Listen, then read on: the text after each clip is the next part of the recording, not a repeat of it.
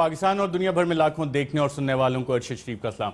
ناظرین، پاکستان ہمارا گھر ہے اور اگر گھر کو چلانا ہو تو اس کے اخراجات بھی دیکھتے ہیں، ذرائع آمدن بھی دیکھتے ہیں، اور ہمیں بجٹ جو اسحاق ڈار صاحب نے پیش کیا اس سے یہ پتہ لگ رہا ہے کہ اس گھر کے جو اخراجات ہیں وہ بہت زیادہ ہیں اور ذرائع آمدن بہت کم ہے۔ تو یہ گھر چلے گا کیسے؟ اسحاق ڈار صاحب یقیناً ایک بہت اچھے اکاؤنٹنٹ ہوں گے، چارٹرڈ اکاؤنٹنٹ ہیں، اکاؤنٹس بہت اچھی طرح دیکھتے ہوں گے، لیکن جب معیشت کے معاملات آتے ہیں، اکانومی کے معاملات آتے ہیں تو اس میں بہت سارے سوالات ہوتے ہیں۔ صرف فگرز کو آپ نے آگے پیچھے کر کے ایک اچھی روزی پکچر جس کو کہتے ہیں کہ بہت سب اچھا ہے، وہ والی پکچر پیش نہیں کرنی ہوتی۔ اس گھر کے معاملات آگے چلیں گے کیسے؟ ہمارا قرضہ کتنا بڑھتا جا رہا ہے؟ آپ کے اوپر کتنا قرضہ اس حکومت نے لاد دیا ہے؟ یہ واپس کیسے ہوگا؟ کیا پاکستان ایک سوورن ڈیفالٹ کی طرف جا رہا ہے؟ اس کی رسک کیا بڑھتی جا رہی ہے؟ نیشنل سیکیورٹی کو اس سے کیا خدشات لاحق ہو سکتے ہیں؟ اس کے ساتھ ساتھ ناظرین آج پروگرام میں بات کریں گے وزیر اعظم کی صاحبزادی مریم نواز صاحبہ، جو 2011 میں کہتی تھیں کہ پتہ نہیں کہاں سے یہ میرے بھائیوں کی پراپرٹیز نکال کے لے آتے ہیں۔ انہوں نے کچھ تھوڑا سا ایک اعتراف کیا ہے، وہ اعتراف کیا ہے وہ بھی آپ کو آج پروگرام میں آگے چل کے اس حوالے سے بتائیں گے۔ ساتھ ساتھ ہر حکومت الیکشن میں وعدے کرتی ہے۔ نواز شریف صاحب جو اس وقت وزیر اعظم ہے، الیکشن سے پہلے انہوں نے بھی بہت سارے وعدے کیے۔ آج میں نے سوشل میڈیا پہ بھی یہ سوال بہت سے لوگوں سے پوچھا، جو ہمارے کچھ ناراض دوست ہیں، اسپیشلی جو پرائم منسٹر کا سوشل میڈیا سیل ہے جس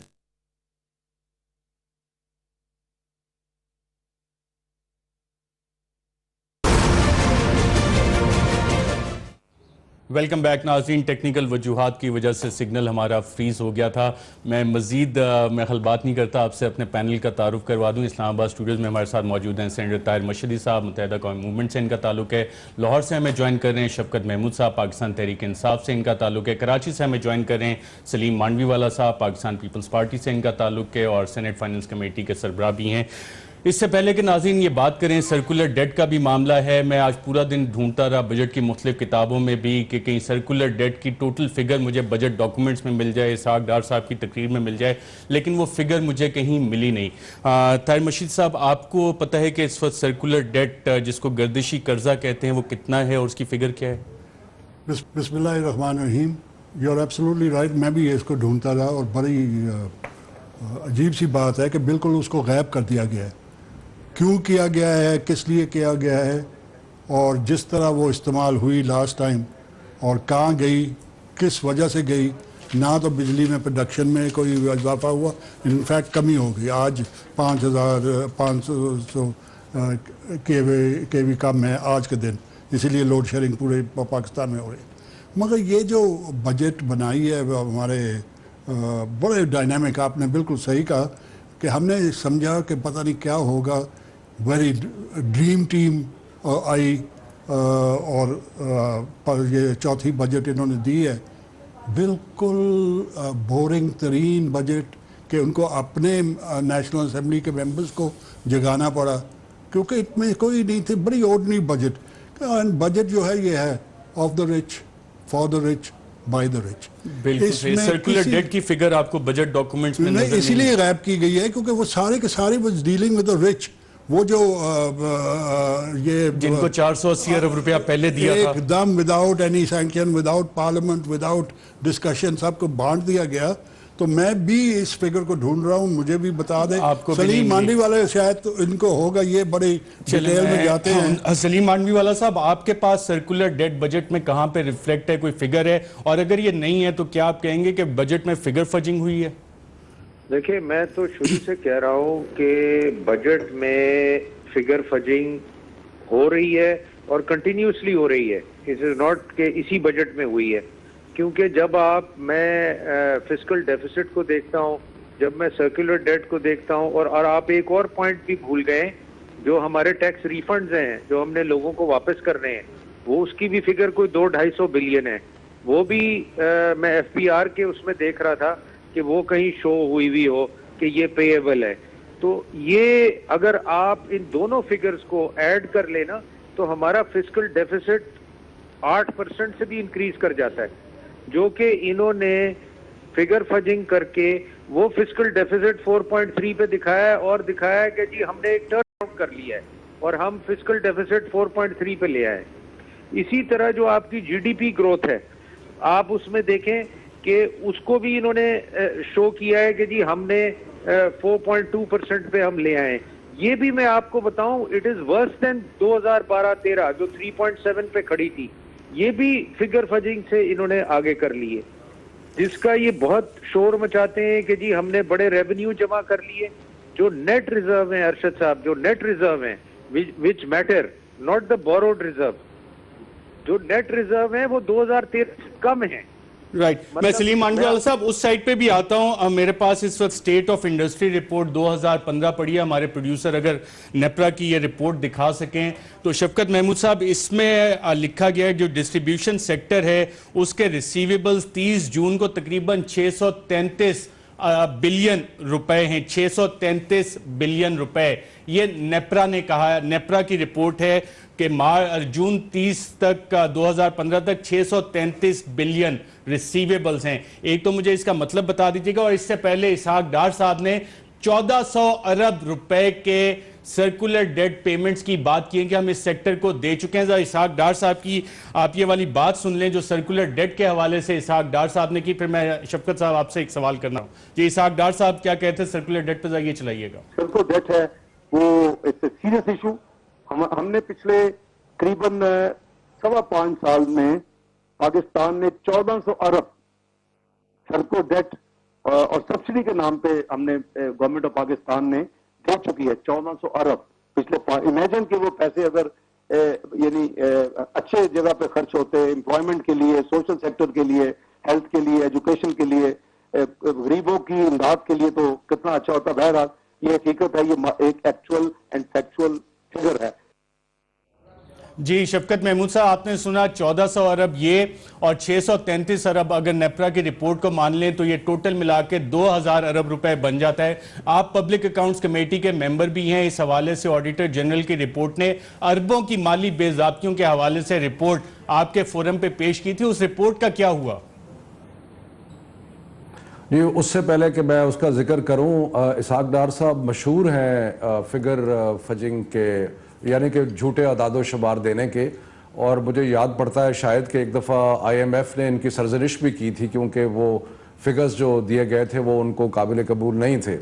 اور جیسے آپ نے کہا کہ 637 ارب اگر ریسیویبل ہیں تو یہ تو جو ہیر سے ہے, بجٹ میں تو نظر نہیں آ رہا, وہ 350 کے قریب کہتے تھے, لیکن ایکچولی اس کا مطلب یہ ہے کہ یہ اس میں بھی بڑی سیویئر قسم کی فگر فجنگ کر رہے ہیں. جی شفقت محمود صاحب, یہ میری رپورٹ نہیں ہے, آپ خود یہ رپورٹ دیکھ سکتے ہیں. اسٹیٹ آف انڈسٹری رپورٹ 2015 کی, ہمارے پروڈیوسر اگر ایک دفعہ دوبارہ دکھا دیں تو اس کے صفحہ نمبر 1 پہ ہی لکھا ہوا ہے, فورورڈ میں لکھا ہوا ہے, آپ کو زیادہ محنت بھی نہیں کرنی پڑے گی, کہ جو ریسیویبلز ہیں ڈسٹریبیوشن سیکٹر کے وہ 633 ارب روپے پہ پہنچ چکے ہیں. یہ ارشد شریف نہیں کہہ رہا, اے آر وائی نہیں کہہ رہا, یہ خود نیپرا نے یہ فگرز دی ہیں. یہ بجٹ ڈاکومنٹس میں کہیں اس کا ذکر آپ کو نظر آیا ہے شفقت صاحب؟ نہیں, آپ بالکل صحیح بات کر رہے ہیں, بجٹ میں تو نظر نہیں آیا نا. میں نے جیسے کہا کہ, اور ماندوی والا صاحب نے صحیح کہا ہے کہ اگر یہ سارے جو ریسیویبلز ہیں یا جو فگرز کو آگے پیچھے کیا گیا ہے, اگر یہ سارے اکٹھے کر لیے جائیں تو پھر آپ کو نظر آئے گا کہ یہ جو بجٹ ڈیفیسٹ کا 4.7% پہ کہہ رہے ہیں, یہ بلکہ اس سے کہیں زیادہ ہے, شاید 8% کے قریب ہو. سو اس کا مطلب ہے کہ یہ بھی ایک چکر بازی ہے. اور اس کے علاوہ جو نون فگرز ہیں, آپ کو پتہ ہے کہ 7 ارب کے ہمیں فائدہ ہوا ہے جو پیٹرول پرائسز نیچے گئی ہیں, اس کے باوجود یہ جو اپنے اہداف ہیں وہ پورے نہیں کر سکے, اور اس کے باوجود یہ 4.7% اہداف تو کوئی بھی پورے نہیں ہوئے. شفقت محمود صاحب, میں یہاں پہ آپ تینوں کی اجازت سے, میاں نواز شریف صاحب جب وزیر اعظم نہیں بنے تھے اور ناظرین جگہ جگہ جا کے جلسے جلوس تھے, قوم سے بہت سارے وعدے بھی انہوں نے کیے تھے. کیا وعدے کیے تھے اور ان میں سے کتنے وعدے پورے ہوئے, اس کا فیصلہ آپ کیجئے گا. آئیے ذرا ایک جھلک دیکھتے ہیں. پاکستان کو اسی طرح کے وزیر اعظم چاہیے, پاکستان کو ایسے ہی حکمران چاہیے جن کو اپنے اقتدار سے محبت نہ ہو, اس 18 کروڑ عوام سے محبت ہو. انشاءاللہ مسلم لیگ حکومت بنے گی, مہنگائی ختم ہوگی. انشاءاللہ نواز شریف اللہ کے فضل و کرم سے آپ کی محبت سے آئے گا اور ان سب بے روزگاروں کو اپنے ساتھ لے کر چلے گا. انشاءاللہ روزگار ملے گا. ये महंगाई की कमर हम तोड़ेंगे। ये महंगाई ने आपकी कमर तोड़ी है, हम महंगाई की कमर तोड़ेंगे। अगर अल्लाह ने हमें कामयाबी दी तो मैं इस्लामाबाद के आला ओहदों पे जाके बराजमान नहीं हूँगा, मैं वाले सदर के अंदर नहीं घूमू फिरूंगा, मैं घूमू फिरूंगा, मैं अगर किसी जगह पे मौजूद हूँगा और मैं कहीं आऊँ जाऊँगा तो वो पाकिस्तान के हवेलियाँ के बाजारों में, गलियों में, देहातों में आपके साथ। मैं तो चाहता था कि यहाँ पे एक इंटरनेशनल यूनिवर्सिटी बनती, बनेगी इंशाल्लाह बनेगी। पाकिस्तान में हमने एक एटमी धमाका किया था, इंशाल्लाह इस दफा हमने मुआशी धमाका करना है। इंशाल्लाह कराची से लेकर पेशावर तक हम एक बुलेट ट्रेन बनाएंगे और इंशाल्लाह कराची से लाहौर बुलेट ट्रेन भी आएगी। अगर हुकूमत मिल गई, अल्लाह ने हमें हुकूमत अता फरमाई, तो मैंने वहां पर नहीं बैठना, इस्लामाबाद में वजारत उज़्मा की कुर्सी पे नहीं बैठना, ना ही मैंने वहां पर इक़्तिदार के ऐवानों में बैठना है। इंशाल्लाह अगर ऐसा मौका आया तो मुझे और शहबाज शरीफ को आप इस शहर में, पाकिस्तान में, बाजारों में, गलियों में, देहातों में इंशाल्लाह अपने कंधे के साथ कंधा मिलाते हुए देखेंगे। इंटरनेशनल बैनुल-अक़वामी लेवल का यहाँ पे एक अस्पताल बनाया जाएगा मरी के अंदर। खुटिया में एक यूनिवर्सिटी भी बनेगी, कॉलेज, मेडिकल कॉलेज भी इंशाल्लाह खुटिया में बनेगा। और मांग रहे सिर्फ एक मेडिकल कॉलेज, यूनिवर्सिटी मांगो, यूनिवर्सिटी। बिजली आती है, बिल पहले से ज्यादा आता है। अगर ये बिजली के रेट बढ़ाएंगे मैं तो चैन से नहीं बैठूंगा। हम अल्लाह के फजल से गुर्बत का खात्मा करेंगे। आपने मुस्लिम लीग नून को मुंतखब किया इलेक्शनों में, तो फिर नवाज शरीफ इंशाल्लाह आप ही में घूमता फिरता हुआ आपको नजर आएगा। ये कहते हैं जनाब हमें यहाँ पे एक्सप्रेस वे दिया जाए। हमें एक्सप्रेस वे क्या होता है यार? मोटरवे मांगो, मोटरवे। हमारी हुकूमत होती आज बिजली का मसला भी हल हो चुका होता, घरों में गैस आ रही होती, और अल्लाह ने दोबारा मौका दिया। दिलो जान के साथ आपकी खिदमत मैं करूंगा इंशाअल्लाह। हमें कहते हो कि जनाब अपने असासे डिक्लेयर करो। असासे तो अल्लाह के फजल करम से हमने कुर्बान किए पाकिस्तान के लिए, और भाई नवाज शरीफ तो पाकिस्तान पे अपने सारे असासे कुर्बान कर चुका। नहीं नवाज शरीफ, नहीं नवाज शरीफ, तुमने जाती मकासद के लिए इस मुल्क में सियासत नहीं करनी। तुमने इस आवाम की, 17 करोड़ आवाम की खिदमत को इबादत समझकर तुमने काम करना है और खिदमत करनी है और इनकी तकदीर संवारनी है। अपनी तकदीर नहीं संवारनी, इनकी तकदीर संवारनी है। ये नौजवान अल्लाह के फजल करम से ये नवाज शरीफ का नौजवान है। हम इनको एक बहुत खुशहाल मुस्तकबिल देंगे। इनकी जो डिग्रियां हैं इंशाल्लाह इनके काम आएंगी। आपके हाथों में सिर्फ डिग्रियां नहीं रहेंगे, बल्कि इंशाल्लाह एक बाइज्जत रोजगार आपको मिलेगा। दूसरा गिलानी जो है वो एक सजा याफ्ता वजीर आजम है, तो फिर क्या सजा याफ्ता वजीर आजम को पाकिस्तान का वजीर आजम रहना चाहिए? और इतने ढीठ है ये वजीर, इतने ढीठ और ढीठ ये वजीर है, ये मशीर है कि जेबों से पैसा निकाल के सुप्रीम कोर्ट को देते हैं, उनके अपने बेटियों के अकाउंट से पैसा वापस जाता है, लेकिन अपने वजारत के ओहदे पे बराजमान है, हिलने का नाम नहीं लेते, उतरने का नाम नहीं लेते, और वहीं पे लगे हुए हैं वजारतों में और माल बना रहे हैं और पैसा बना रहे हैं। ये पैसा स्विट्जरलैंड के अंदर किसका पैसा है? कितना पैसा है? 600 करोड़ रुपया।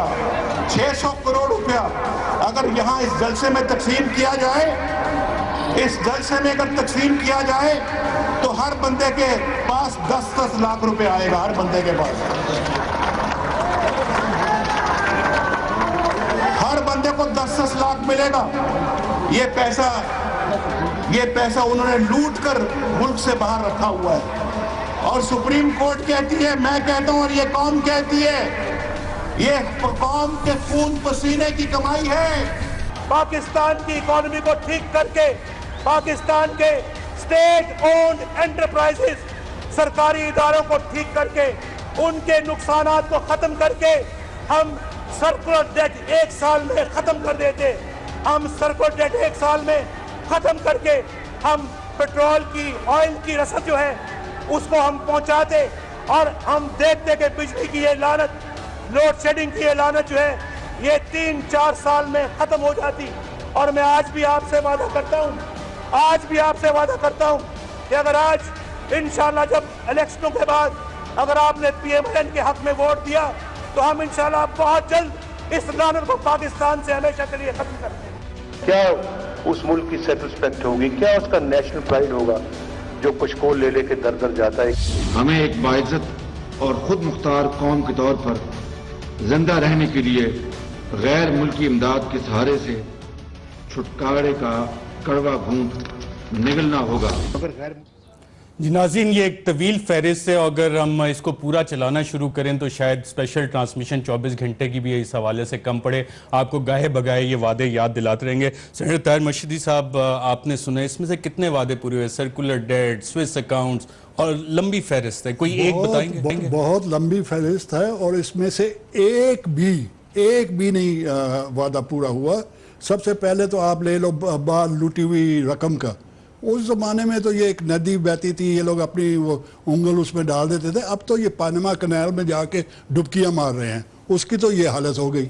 दूसरी, इन्होंने कहा कि महंगाई ख़त्म करूँगा, महंगाई ज़्यादा हो गई।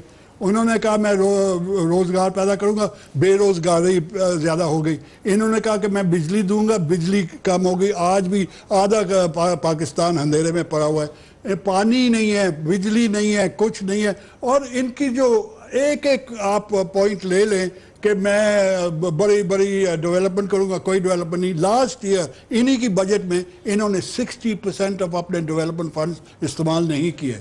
इन्होंने नहीं किए क्योंकि इनको ये ऐसी। सेनेटर ताहिर मशीदी कह रहे हैं कि पनामा की नाल है, उसमें लोग डुबकियां खाने में मसरूफ है। मुझे यहाँ पे स्विम कर रहे हैं, उसमें स्विम कर रहे हैं। अच्छा, स्विम कर रहे हैं। मैं एक वक्फा लेता हूँ, वक्फे के बाद नाज़रीन दोबारा आपकी खिदमत में हाजिर होते हैं। और मरियम नवाज शरीफ साहिबा ने 2011 में जिस चीज़ से इनकार किया था, इकरार 2016 में किसका किया, वो भी आपको बताएंगे प्रोग्राम के अगले हिस्से।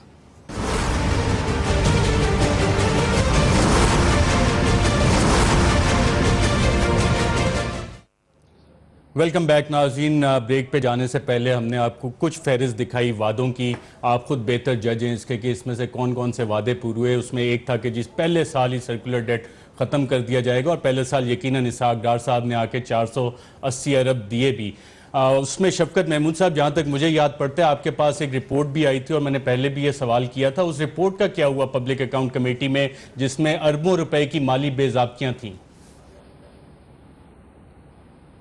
जी, मैंने पहले शायद एक दफ़ा इस प्रोग्राम में अर्ज़ किया था कि 480 अरब का जो सर्कुलर डेट की पेमेंट की गई, उसके बारे में 2 रिपोर्टें आई। एक जो पहले ऑडिटर जनरल साहब जो रिटायर हो गए उनकी आई, बिल्कुल, वो दोनों मेरे पास पड़ी हैं। उसमें किया क्या आपने? उन्होंने भी उसको एंडोर्स किया। सेटल हो गई है? नहीं, सेटल नहीं हुई। मैंने तो बल्कि पिछली PSC मीटिंग में ये पॉइंट उठाया था कि ये रिपोर्ट जो है ये सेटल नहीं हुई, और खुर्शीद शाह साहब ने इससे एग्री किया, और ये दोबारा जो है हमारे सामने आएगी और इसको हम इस तरह सेटल नहीं होने देंगे। राइट। मैं सलीम मांडवी वाला साहब आपसे भी जानना चाह रहा हूं, आपकी नज़र से भी ये दोनों ऑडिट रिपोर्ट्स गुजरी थी। इन ऑडिट रिपोर्ट्स का अरबों रुपए की माली बेज़ाब्तियों का क्या हुआ? इसहाक डार साहब को आपने सुना, वो कह रहे हैं 1400 अरब रुपए हमने पहले दिए। 633 बिलियन नेपरा कह रहे हैं कि दोबारा रिसीवर्स बन गए। तकरीबन 2000 अरब रुपए इन पावर कंपनीज की तरफ आउटस्टैंडिंग है। ये कौन लोग हैं जिनको ये अरबों दे देते हैं? फिर ऑडिटर जनरल जब अरबों रुपए की माली बेज़ाब्तियां निकालते हैं तो हमें पता ही नहीं लगता कि उस पर क्या हुआ। क्या वजह है इसकी? शरीफ साहब, इसकी बात बड़ी इंटरेस्टिंग है। मैं शफकत महमूद साहब को भी कहूंगा, आपको वो लेटर भी भेजूंगा ARY में। मैंने पब्लिक अकाउंट कमेटी को, फाइनेंस कमेटी, सेनेट इसको इन्वेस्टिगेट कर रही है। मैंने पब्लिक अकाउंट कमेटी को एक लेटर लिखा उनको ये बताने के लिए कि कमेटी की, सेनेट कमेटी की ये फीलिंग है कि इसमें करप्शन हुई है सर्कुलर डेट की पेमेंट में। एक दिन में 341 बिलियन रुपीस पे हुए हैं, एक दिन में। सर हुआ क्या उसके बाद? क्योंकि ये तो पिछले 6 महीने से मैं खुद भी इस पे प्रोग्राम्स कर रहा हूँ, फॉलो कर रहा हूँ। 6 माह में उस पे आगे क्या प्रोग्रेस हुआ? उसमें आगे हमारे यहाँ ये प्रोग्रेस हुई کہ ہم نے سب سے ڈاکیومنٹس مانگے, کیبنٹ سے ڈاکیومنٹس مانگے, وہ آ گئے, اسٹیٹ بینک سے ڈاکیومنٹس مانگے, وہ آ گئے, مگر واٹر اینڈ پاور اور پیپکو ہمیں ڈاکیومنٹس نہیں دے رہی کہ ہم نے کس وقت کس کو پیمنٹ کی, اور گورنمنٹ اس کو ریزسٹ کر رہی ہے اس انفارمیشن کو ہماری کمیٹی کو دینے کے لیے. میں نے پبلک اکاؤنٹ کمیٹی کو لیٹر لکھا کہ اس کے اندر کرپشن ہوئی ہے اور اس کو آپ ڈیٹیل میں اس کی اسکروٹنی دیں. سوری ٹو سے کہ پبلک اکاؤنٹ کمیٹی سے ہماری کمیٹی کو کوئی جواب نہیں آیا. اس لیٹر کو آج 3 مہینے ہو گئے ہیں سے زیادہ. Very interesting. یعنی کہ جو انسٹیٹیوشنل فیلئر جس کی ہم بات کرتے ہیں کہ نیب کام نہیں کر رہا پاناما پہ, ایف آئی اے کام نہیں کر رہا, ایف بی آر نہیں کر رہا, سرکولر ڈیٹ پہ پارلیمنٹ کی کمیٹیز کو بھی حکومت گھاس نہیں ڈال رہی, آپ یہ کہنا چاہ رہے ہیں؟ جی میں بالکل یہ کہنا چاہ رہا ہوں, اور میں نے پبلک اکاؤنٹ کمیٹی کو لکھا کہ ہمیں بلائیں پبلک اکاؤنٹ کمیٹی میں. وہ بھی پبلک اکاؤنٹ کمیٹی نے ہمیں نہیں بلایا, اور میں وہ لیٹر وہاں تو سلیم مانوی والا صاحب چیئرمین آپ ہی کی پارٹی کے ہیں, شفقت صاحب بھی بیٹھے ہیں, تو کیا پیپلز پارٹی اور پی ٹی آئی وہاں پہ آپ کو نہیں بلا رہی؟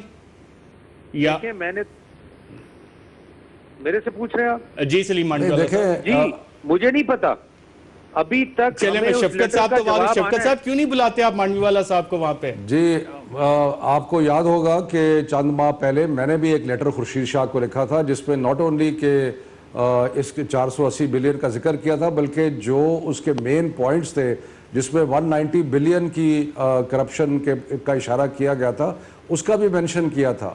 اور مانوی والا صاحب کہہ رہے ہیں کہ ہم نے لیٹر لکھا ہے, ان کی اپنی پارٹی کے ہیں خورشید شاہ صاحب, وہ ان سے بھی ضرور پتہ کریں گے. اور ہم نے بھی خورشید شاہ صاحب سے بات کی اور انہوں نے یہ کہا کہ یہ معاملہ سیٹل نہیں ہے. میں نے تو پچھلی میٹنگ میں یہ وہ معاملہ سیٹل نہیں ہو. چلیں ایک اور مسئلے کی طرف آتے ہیں, کیونکہ مجھے تو میں اکانومسٹ بھی نہیں ہوں نہ چارٹرڈ اکاؤنٹنٹ ہوں اسحاق ڈار صاحب کی طرح. سینیٹر طاہر مشرف صاحب یہ اکنامک سروے ہے, اس میں ایکسٹرنل ڈیٹ اینڈ لائبلٹیز کوئی 73% آف جی ڈی پی یہ لکھا ہوا ہے. ایک تو اس کا مطلب بتا دیں, اور یہ گراف بھی ہمارے سامنے اگر اسکرین پہ فل کر کے ہمارے ناظرین کو پروڈیوسر صاحب دکھا دیں کہ ہمارا ڈومیسٹک اور ایکسٹرنل ڈیٹ کی صورتحال کدھر جا رہی ہے. اس کا کیا مطلب ہے؟ یہ اکنامک سروے میں کیا چیز لکھی ہوئی ہے؟ یہ تو گورنمنٹ کی آفیشیل ڈاکیومنٹ ہے نا, تو انہوں نے لکھا ہے at the end of March 2016 EDL was dominated by public and publicly guaranteed PPG debt having a share of around 73%. مطلب یہ کہ almost آپ کی جتنی بھی EDL ہے یا جتنی بھی آپ کی نیشنل انکم ہے یا نیشنل ویلتھ ہے اس کی 73% آپ ابھی ان ڈیٹ ہیں. You have to pay. ابھی جو پیپلز پارٹی کی گورنمنٹ تھی, each one of us, each individual in Pakistan was debt of 20,000. Then when the People's Party government came, that was in Musharraf's day, تو 40,000 روپے per person ہو گئی. آج with this beautiful physical management جو ہے ہم لوگ over 1 lakh each, 1,10,000 2 ارب جو ہم لوگ ہیں, we are in debt. تو یہ جو ڈیٹ ہے یہ دینی ہے. ابھی بھی آپ دیکھیں نا 36% آف یور بجٹ, جو ٹوٹل بجٹ وہ گئی ہے ڈیٹ سروسنگ میں. سب سے بڑا چنک ادھر چلا گیا. اور ناٹ اونلی دیٹ, پھر آپ آئی ایم ایف کے پاس گئے ہوئے ہیں, اب اس کی بھی ڈیٹ ری اکرنگ. اور نواز شریف صاحب کہہ رہے تھے کہ ہم کشکول وہ کہہ رہے ہیں کشکول توڑیں گے. وہ تو کشکول کیا, انہوں نے دیگ لے کے گھوم رہے ہیں, وہ دیگ بھر بھر کے لا رہے ہیں. کشکول توڑنے کی بجائے سینیٹر طاہر مشرف صاحب کہہ رہے ہیں اب دیگ لے کے گھوم رہے ہیں. نہیں آپ نے, سوری ایک سیکنڈ, آپ نے کہا کہ انسٹیٹیوشنز کو وہ ہے, یہاں پہ تو انسٹیٹیوشنلائز کرپشن ہے. یہ 200 بلین 400 بلین یہ کہاں ڈھونڈ رہے ہیں آپ کا کاغذوں میں؟ یہ آپ اپنے گورنمنٹ آفیشلز کے یا آپ پیپل ان پاور یا رولنگ ایلیٹ کے گھروں میں جائیں, پورے گھر بھرے پڑے ہیں نوٹوں سے آپ کے سامنے. آپ کے جو میڈیا ہے اس نے پاکستان کی عوام کو دکھا بھی دی ہے کہ پورے گھر, بیکریز, گاڑیاں بھری پڑی ہوتی ہیں نوٹوں سے. وہ نوٹ جو ہے وہ پاکستان کے نوٹ ہے اور پاکستانی ہی کھا رہے ہیں, فکر نہ کریں. چلیں پاکستانی کھائیں. شفقت محمود صاحب, آپ کو یہ اکانومی کا گورکھ دھندا مجھ سے بہتر زیادہ سمجھ آتا ہے. سینیٹر طاہر مشیدی صاحب نے جو چیز پڑھی کہ 73% of your G D P آپ کی ایکسٹرنل ڈیٹ لائبلٹیز ہیں, اس کا مطلب کیا ہے؟ آسان الفاظ میں لوگوں کو سمجھائیں کہ اگر گھر ہمارا ہے تو اس میں 100 روپے کے پیچھے 73 روپے ہم نے قرضہ دینا ہے, تو گھر کے معاملات کیسے چلیں گے؟ اور اس سے نیشنل سیکیورٹی کو کوئی رسک لاحق ہے؟ اور اس سے پہلے جو سوورن ڈیفالٹ ممالک کر چکے ہیں ان کا جی ڈی پی سے کیا ریشو ہوتا تھا؟ دیکھیں موٹی بات جو ہے ارشد وہ یہ ہے کہ جو ہماری ایکسٹرنل ڈیٹ ہے جو جس رفتار سے اس حکومت کے دور میں بڑھی ہے وہ اس کی تاریخ میں کوئی مثال نہیں ملتی, اور اب ایک ہائیسٹ لیول پہ ہے پاکستان کی ایکسٹرنل ڈیٹ جو ان کے ہوتے ہوئے. اس سے رسک کیا ہوتا ہے؟ کی بات نہیں ہے. خطرات کیا ہیں اس کے؟ جی خطرہ کیا ہوتا ہے اس سے؟ سوری مجھے آواز کہہ رہا ہوں اس سے خطرہ کیا ہوتا ہے شفقت محمود صاحب؟ خطرہ تو یہ ہے کہ اگر آپ نے اپنی جو آنے والی جنریشنز ہیں ان کو مقروض کر دیا ہے اور آپ کی جو انٹرنل ڈیٹ ہے یعنی کہ اندرونی قرضے جو ہیں اس کا اس حکومت کے دور میں 50% اضافہ ہوا ہے. 50% اضافہ اندرونی طور پہ ہوا اور بیرونی طور پہ جو ہے وہ ہائیسٹ لیول پہ پاکستان کی تاریخ میں. تو آپ نے اپنی جو آنے والی جنریشنز ہیں ان کو مقروض بنا دیا ہے, اور یہ جو بھار آپ ڈال رہے ہیں یہ تو بھار آپ کے بچے اور بچوں کے بچے اٹھائیں گے. اور اس کے ساتھ ساتھ آپ یہ کلیم کر رہے ہیں کہ جناب آپ نے بڑی اچھی اکنامک مینجمنٹ کی ہے اور بڑا فسکل ڈیفیسٹ کم ہو گیا اور آپ کے ریزروز بڑھ گئے. جو مادھوی والا صاحب نے بات کی بڑی انٹرسٹنگ ہے کہ اگر آپ ڈیٹ اور ان چیزوں کو نکال دیں بیچ میں تو ایکچولی ریزروز جو ہیں وہ پچھلی حکومت کے مقابلے میں کم سطح پہ ہیں.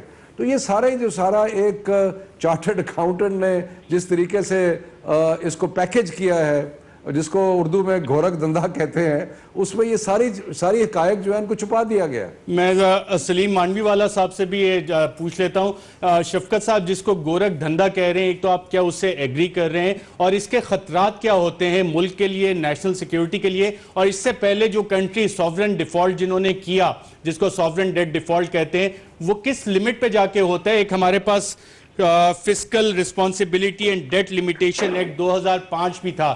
کیا حکومت اس کو فالو کر رہی ہے؟ کیونکہ میں نے اسحاق ڈار صاحب کو سنا اور وہ بڑے فخر سے کہتے ہیں کہ نہیں جناب یہ تو سکسیسو گورنمنٹس وائلیٹ کرتے آئی ہیں, قانون کے ہم لوگ وائلیٹ کرتے آئے ہیں. اور ایک وزیر خزانہ ملک کا بڑے فخر سے یہ کہہ رہا تھا کہ ہاں جی ہم نے اس کو فالو نہیں کیا. تو اس کو قانون فالو نہ کرنے پہ ٹریفک سگنل پہ ایک عام بندے کا تو چلان ہو جاتا ہے. یہ پارلیمنٹ کا پاس کیا ہوا ایکٹ ہے اور وزیر خزانہ جب کہتا ہے کہ جناب اس میں 60% لکھا ہوا ہے کہ اس سے اوپر آپ نہیں جا سکتے, ہم نے اس کو وائلیٹ کیا, تو اس پہ کوئی کانسٹیبل ہتھکڑی نہیں لگاتا یا صرف عام آدمی کو ہتھکڑی لگتی ہے؟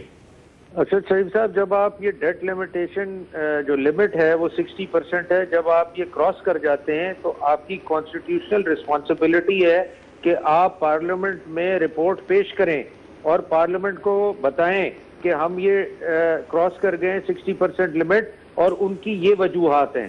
یہ 3 سال ہو گئے ہیں ہم یہ کراس کر رہے ہیں کنٹینیوسلی. آج بھی ہم 63.2% کے قریب کھڑے ہیں اور 64% پہ بھی رہے ہیں اور 63 مگر کنٹینیوسلی ہم اس کو وائلیٹ کر رہے ہیں, مگر ہم پارلیمنٹ کو ایک دفعہ بھی انہوں نے کانفیڈنس میں نہیں لیا. سلیم مانوی والا صاحب, یہ جو قانون ہوتا ہے یہ کیا عام آدمی کے لیے ہوتا ہے کہ وہ اگر ٹریفک کا اشارہ توڑ دے, اور اسلام آباد میں تو آپ نے بھی دیکھا ہوگا کہ آپ سیٹ بیلٹ بھی نہ باندھیں تو آپ کا چلان ہو جاتا ہے. پارلیمنٹ کا یہ ایکٹ ہے, یہ وائلیٹ ہو رہا ہے, اس پہ صرف یہ کاغذوں کے ہم نے بنا کے چیزیں رکھی ہوتی ہیں یا اس ملک میں قانون پہ عمل بھی ہونا ہوتا ہے؟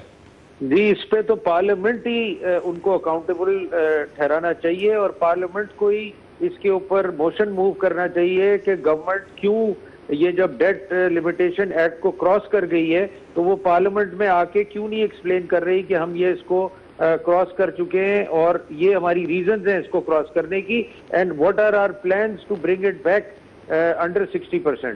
مگر یہ گورنمنٹ نہیں کر رہی. تو جب تک پارلیمنٹ اس پہ کوئی نوٹس نہیں لے گی اور کوئی کسی قسم کا پریولیج موشن نہیں موو ہوگا in the parliament against the government, they are not bothered. اور میں آپ سب سے یہ کوشچن پوچھ رہے ہیں گھڑی گھڑی کہ ہمارا حال کیا ہوگا. میں آپ کو بتاؤں, کچھ بڑے سینئر اکانومسٹ ہماری کمیٹی میں آ کے پریزنٹیشن دے کے گئے لاسٹ ویک اور انہوں نے یہ وربٹم کہا ہے گھڑی گھڑی کہ اگر ہم اسی پیس پہ چلتے رہے کہ ہماری ڈیٹ سروسنگ 50% بڑھ گئی ہے, ہماری سروسنگ آف فورن ڈیٹ 47% بڑھ گئی ہے, فورن لونز جو ہیں وہ 31% بڑھ گئے, اگر ہم اسی پہ چلتے رہے تو we will be grace in the next 10 years. Pakistan will become Greece what Greece is today in the next 10 years. Right سلیم مانوی والا صاحب, مجھے یہاں وقفہ لینا ہے. ناظرین, وقفے کے بعد جب دوبارہ واپس آئیں گے تو کیا ایک اور این آر او کی تیاری ہو رہی ہے کہ جس کی دبئی میں پراپرٹی ہے, جس کا پاناما کی کنال, جیسے سینیٹر طاہر مشہدی صاحب نے کہا کہ پاناما کی کنال میں جو لوگ غوطے کھا رہے ہیں آف شور اکاؤنٹس میں, ان کے لیے ایک نیا این آر او آ رہا ہے. اور مریم نواز صاحبہ نے 2011 میں کیا کہا تھا اور اس کا جو انکار کیا تھا 2016 میں اقرار کیا کیا, ایک وقفے کے بعد.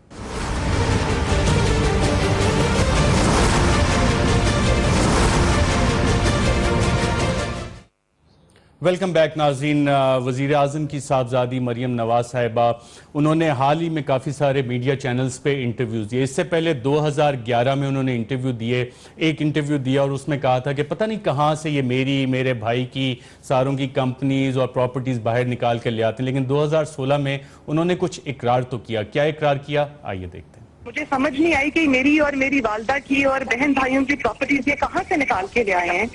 یہ اگر اس بات کو پروف کرتے ہیں تو میں آپ جو بھی میں ماننے کو تیار ہوں کہ ٹھیک ہے کہ یہ جو بالکل کہہ رہے ہیں صحیح کہہ رہے ہیں. میں اپنے بھائی کی پراپرٹی میں ٹرسٹی ہوں جس کی ٹرسٹ ڈیڈ میرے پاس ہے. میرے بھائی کی کمپنی ہے جی, میرے بھائی کی ساری وہ پراپرٹیز بھی ہیں, میں اس میں بالکل ایک ٹرسٹی ہوں. میرے بھائیوں کی پراپرٹیز ہیں جس میں میں ٹرسٹی ہوں. بہن بھائیوں کی پراپرٹیز یہ کہاں سے نکال کے لے آئے ہیں. میرے بھائی کی کمپنی ہے جی, میرے بھائی کی ساری وہ پراپرٹیز بھی ہیں, میں اس میں بالکل ایک ٹرسٹی ہوں. بہن بھائیوں کی پراپرٹیز یہ کہاں سے نکال کے لے آئے ہیں. میرے بھائیوں کی پراپرٹیز ہیں جس میں میں ٹرسٹی ہوں.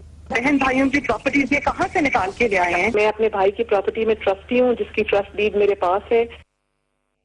جی ناظرین, آپ نے سنا کفر ٹوٹا خدا کر کے, ایک ٹوٹل ایبسولوٹ ڈینائل کے بعد کچھ تھوڑا بہت ایکسیپٹ کیا کہ ہاں جی کمپنیاں ہیں لیکن میں ٹرسٹی ہوں. لیکن جو ڈاکومنٹس پاناما پیپرز میں آئے اس میں بینیفیشل اونرشپ مریم نواز شریف صاحبہ کی لکھی ہوئی ہے. لیکن وہ کہتی ہیں کہ جب بھی کوئی کمیشن بنا تو اس میں وہ جا کے دستاویزات مزید پیش کریں گی اور اپنا موقف بھی دیں گی. بالکل ہماری بھی یہی امید ہے. لیکن لگ یہ رہا ہے کہ شاید حکومت اور اپوزیشن اب ایک نیا این آر او کرنے جا رہی ہے. کیا واقعی ایسا ہو رہا ہے؟ شفقت محمود صاحب, کیا کوئی نیا این آر او بن رہا ہے, کوئی قانون اس طرح کا بن رہا ہے کہ جناب چلیں غلطی ہو گئی ایک دفعہ سب کو ایمنسٹی دے دو, جیسے ٹیکس ایمنسٹی سکیمز آتی رہیں ماضی میں ایک ڈکٹیٹر نے این آر او کیا, آپ بھی بیٹھ کے سارے, کیونکہ ساروں کی اس میں کمپنیز نکل آئی ہیں, اکاؤنٹس ہیں, جسٹیفیکیشن, ایک لمبا پروسیس ہوگا, چلو ایک نیا قانون لاتے ہیں, نیا این آر او کرتے ہیں, آئندہ جو کرے گا اس کو پکڑیں گے. ایسا کوئی معاملہ چل رہا ہے؟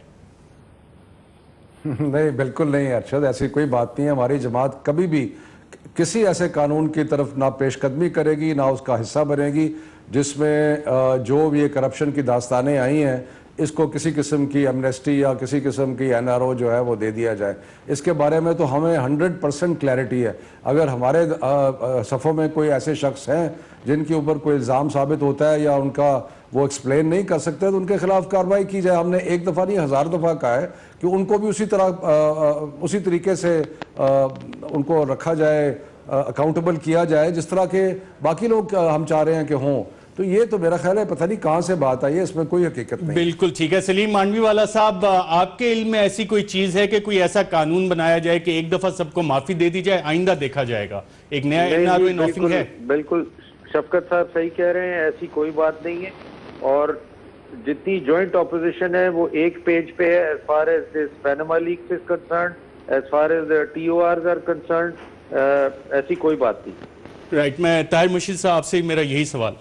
You have to remember Pakistan کی ریالٹی, گراؤنڈ ریالٹی یہ ہے کہ ایک رولنگ ایلیٹ ہے, اور رولنگ ایلیٹ جو ہے وہ ساری بڑی پارٹیوں میں ہے.